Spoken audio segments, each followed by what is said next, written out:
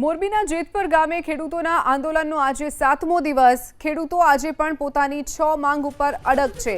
ત્યારે છઠ્ઠા દિવસે મોડી સાંજે કલેક્ટર સહિતના ઉચ્ચ અધિકારીઓ ખેડૂતોની મુલાકાતે પહોંચ્યા હતા, જેને ખેડૂતોને મુખ્યમંત્રી સાથે મુલાકાત કરવાની વાત કરી।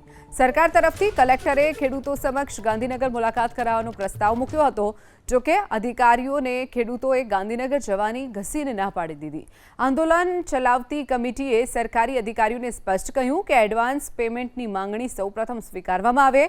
તો મંત્રી કાંતિભાઈ અમૃતિયાના ભાઈ કારાભાઈ અમૃતિયાએ પણ સ્પષ્ટ શબ્દોમાં કહી દીધું કે ગાંધીનગર અમે ખૂબ ધક્કા ખાઈ લીધા છે, હવે ગાંધીનગર નથી જવું।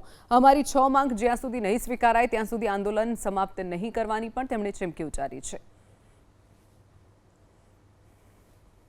ગાંધીનગર આવો, અમે ત્યાં તમને બેસાડી અને ચર્ચા કરો, તમે જશ લ્યો, આખા ગુજરાતના ખેડૂતને ફાયદો થશે। પણ ગામના કહેવાથી અમે કમિટી વાળાએ એવો નિર્ણય કર્યો છે કે ગામનું કહેવાનું એવું છે કે હજી અમારે ગાંધીનગર આવવાનો સમય થયો નથી। જ્યાં સુધી ગામ અમને એવું નહીં કહે કે ગાંધીનગર જવાનો સમય થયો છે ત્યાં સુધી અમારી કમિટી ગાંધીનગર જવા તૈયાર નથી।